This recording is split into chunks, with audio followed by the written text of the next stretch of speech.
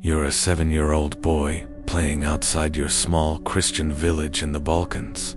The air smells of pine and bread. Your mother calls your name from the doorway. Then, the sound of horses. Ottoman officials have arrived, not for taxes, not for tribute. They've come for you. You will never see your family again. The Ottoman Empire, 6 centuries of power, faith, and conquest. We remember it for its glorious domes, golden palaces, and magnificent sultans. But beneath those marble floors ran veins of horror. Systems of control that turned innocence into obedience, and human sexuality into a weapon of empire. This is not myth. It's not rumor. What follows comes from Ottoman archives, eyewitness reports, and records written by the empire's own administrators. Documents that reveal how one of history's mightiest empires perfected the art of breaking the human spirit through the body, the blood. Tax, they called it the devshirm, the child levy, or simply the blood tax. Every few years, Ottoman officials swept through the Christian villages of the Balkans. They carried ledgers, names, ages, the number of boys in each household. They didn't guess. They knew exactly who you were. Their mission was simple: collect. Not money, not grain, but children. Boys between 7 and 20, though the youngest were always preferred.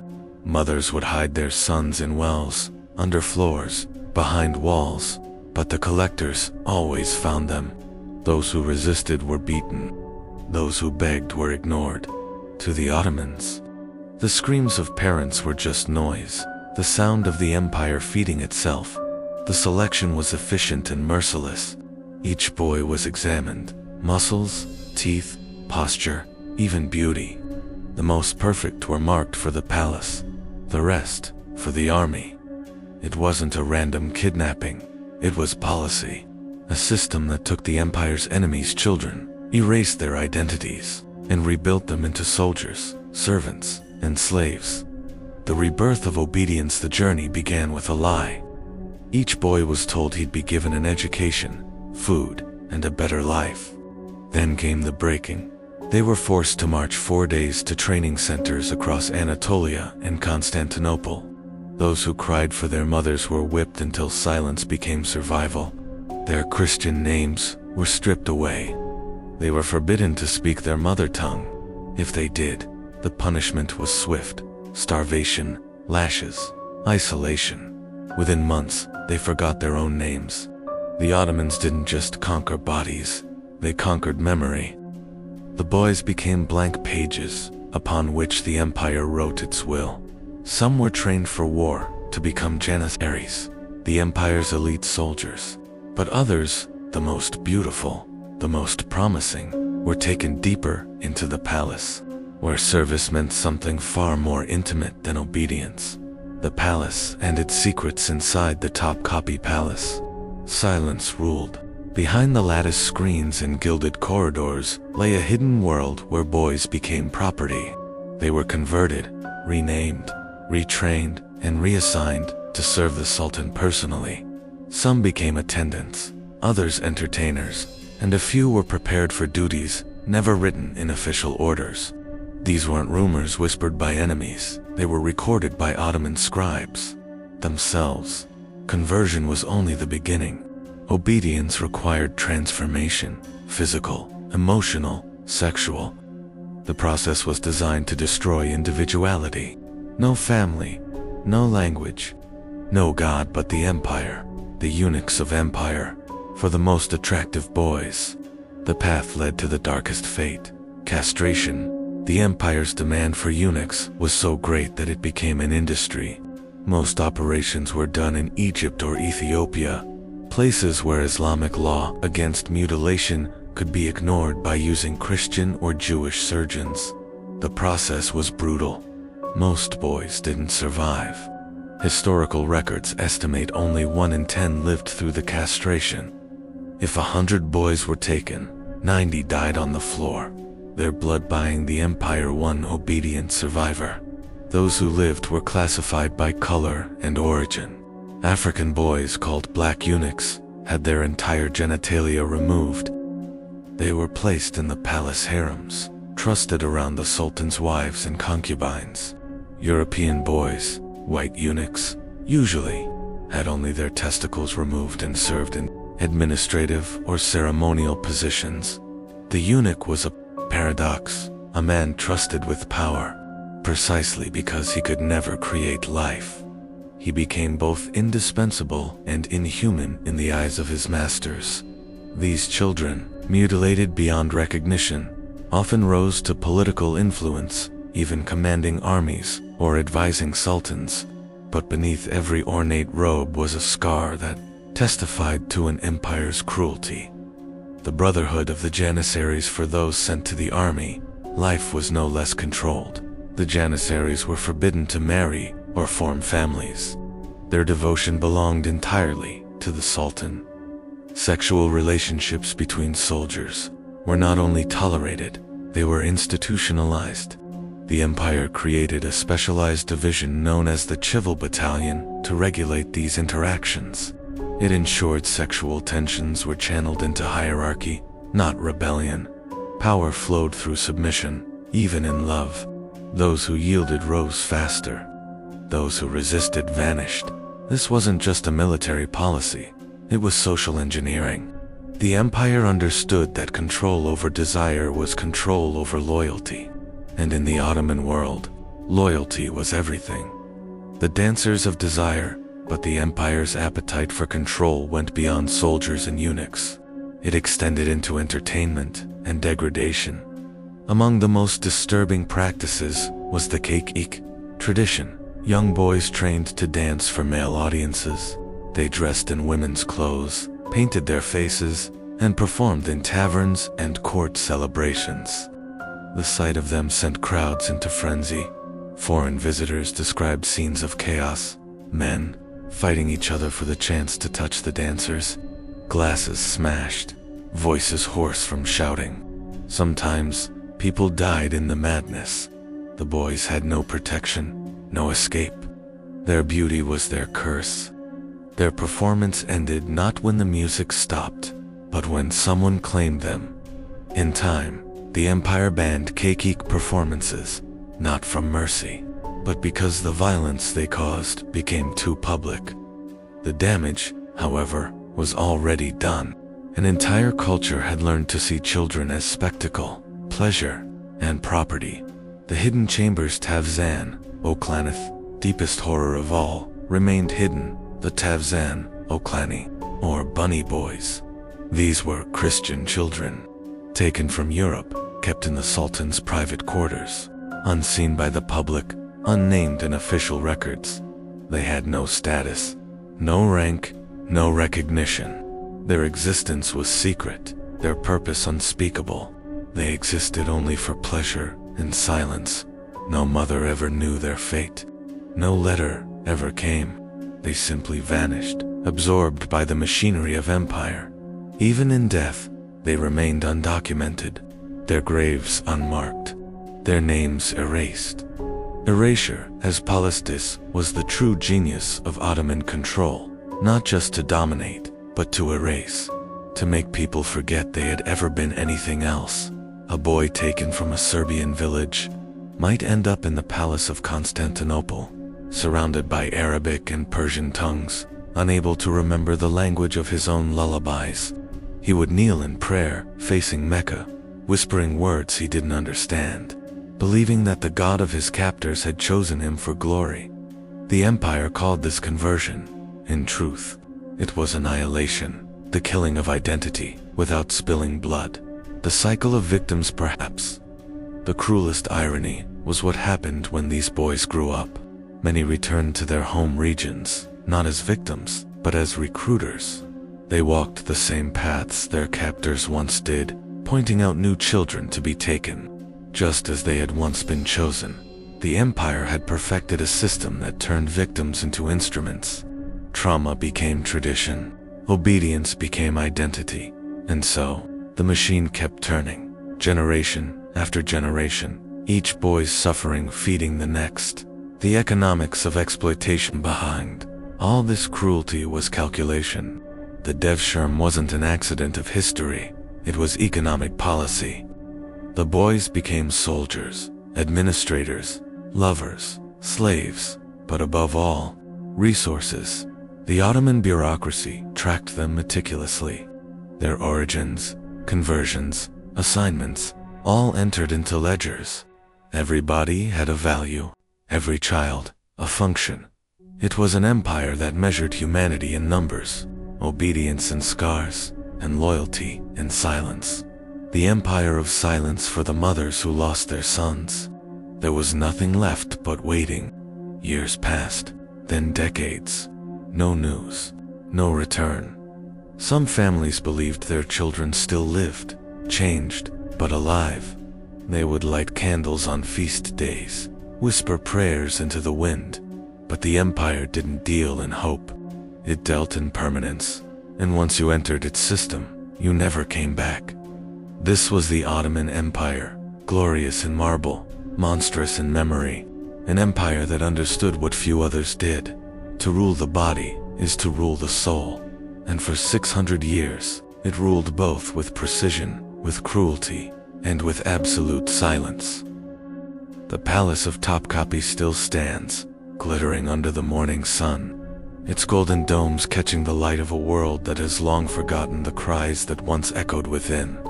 The marble floors that now reflect the peace of silence once ran red with the blood of those who were never meant to exist. Slaves, eunuchs, stolen sons, and broken hearts, all buried beneath the empire's grandeur. As centuries passed, the Ottoman court grew more polished, more refined, but never more humane. The empire's surface glowed with civilization, but beneath that beauty was wrought a system so cruel, it turned humans into shadows of their former selves. The Devshirme system, the collection of Christian boys from the Balkans, continued deep into the 17th century. Each year, Ottoman officials arrived in villages with scrolls, measuring the height and strength of young boys as if they were livestock. Families begged, priests pleaded, mothers screamed, but the soldiers were deaf. Once the names were written, those boys no longer belonged to God or family. They belonged to the Sultan. The journey from the mountains of Albania and Greece to the heart of Constantinople took weeks. Many never made it. Those who did arrived not as free children, but as property. Their clothes were burned, their hair shaved, their names replaced by new ones, Turkish, Islamic, and foreign to their tongues. They were taught that their past was a sin, and their future was duty. Inside the palace, life was a strange contradiction. The young boys who survived the castration chamber became eunuchs, living tools of power, trusted with secrets, but denied every human desire. Some guarded the harem, some managed records, others served the Sultan directly. They learned to walk without sound, speak without opinion, exist without identity. Those who guarded the imperial harem lived closest to power and farthest from freedom. The women inside were the empire's most hidden possession, hundreds of concubines, slaves, and wives who existed to entertain, produce heirs, or die forgotten. Every smile, every glance, every whispered word was part of an endless war for survival. The harem was not a place of love, it was a cage of gold, and inside it, the women who rose the highest often paid the most brutal price. The valid sultan, the sultan's mother, held immense authority. With a single command, she could elevate one concubine to the rank of queen or have another silently poisoned before dawn. They say one of the most beautiful concubines, a Georgian girl named Halim, once tried to escape. She dressed as a servant, covered her face with a veil, and slipped through the harem corridor. She almost made it to the outer gates, but she was caught. That night, no executioner's sword was raised. Instead, she was given a cup of rose sherbet laced with poison. Her body was later buried in an unmarked grave beneath the gardens she once walked in barefoot. Outside those palace walls, the empire's shadow grew darker. The Janissaries, the elite army created from the same Devshirme boys, had become powerful beyond control. They were no longer loyal soldiers, they were kingmakers. They killed sultans who disobeyed them and replaced viziers at will. The very force that once protected the throne was now devouring it. In the harem, however, nothing changed. The eunuchs continued their silent duty, and the women continued to live behind curtains, their lives dictated by glances and rumors. One of the most haunting tales comes from a young eunuch named Selim, who had once been a child from Bosnia. After years of loyal service, he was promoted to serve in the Sultan's private chamber. But Selim made one mistake. He fell in love. The girl's name was Aylin, a concubine with eyes the color of midnight. They would meet in secret, their love hidden in stolen moments, a word whispered near a fountain, a glance exchanged through a veil. But love was forbidden. When the Sultan learned of their secret, punishment came swiftly. Aylin was drowned in a marble bath, her body left beneath the rose petals that once floated around her. Selim was buried alive beneath the palace floors, the very marble that tourists walk on today, even after centuries. They say, unquiet nights when the palace winds move through the corridors. Faint knocks can be heard beneath the tiles, as if someone is still begging to be let out. The eunuch's power within the palace only grew with time. The chief black eunuch, known as the Kisler Aker, became one of the most feared figures in the empire. He had the authority to control the harem, handle the Sultan's private treasury, and influence royal succession. His rise was built on absolute obedience, and his fall came only with death. Many viziers and princes bowed before him, though he was once just a slave.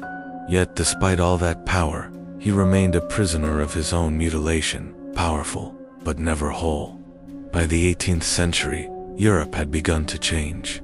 Enlightenment, revolution, and the fall of monarchies reshaped the world. But inside the Ottoman palaces, time stood still. The rituals continued. The children still vanished. The harem still glittered, while its women slowly faded away. One Italian traveler wrote that he saw in the Sultan's harem a beauty so divine that even angels would weep. Yet her eyes, he said, were empty, as though the soul had been drained from within. As decades passed, rebellion brewed, not just outside, but within. The Janissaries, once the empire's sword, became its poison. They defied the Sultan, rioted in Istanbul, burned palaces, and murdered those who opposed them. In 1826, Sultan Mahmud II decided he would end them once and for all. That summer, the Sultan ordered his loyal forces to surround the Janissary barracks. When the cannons fired, the empire turned its guns on its own sons. Thousands were massacred, men who had once been children, taken from their mothers in the Balkans. The empire erased them in a single night. They called it the auspicious incident. History called it reform.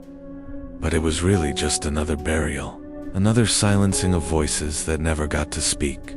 When the Janissaries died, so did the last memory of the Devshirme children. The eunuchs continued their service quietly, until even they were replaced, forgotten, and erased from record. The Ottoman Empire itself began to fade, eaten from within by its own darkness. By the early 20th century, the palace corridors were empty. The eunuchs were old, their faces wrinkled, their purpose gone. Some returned to the streets of Istanbul, wandering in silence, unwanted and unrecognized. Others died within the palace walls, their bodies buried in secret cemeteries where no prayers were ever said. When the empire finally fell in 1922, the last sultan fled, and the gates of Topkapi were opened to the public. Visitors admired the beauty, the gold, the art, the architecture, but none could hear the cries beneath the marble. None could see the ghosts walking silently in the shadows. Every brick in that palace was paid for in tears. Every mosaic tile had seen a child taken, a woman silenced, a servant buried. History remembers the Ottomans for their glory, their conquest, their art, and their empire. But beneath all that grandeur lies something darker, a truth too heavy for textbooks, too silent for monuments, because empires are not built by heroes. They are built by victims who were never allowed to tell their stories. And even today, when the sun sets over Istanbul, the palace still glows gold. But in the quiet hours of night, when the tourists leave and the wind moves through the courtyards, it is said the palace sighs, as though the marble itself remembers. It remembers the boys who never returned home. It remembers the women who never saw the sky again. It remembers the sound of chains beneath silk and the weight of power built upon pain. It remembers everything the empire tried to forget, because history never stays buried, it only waits.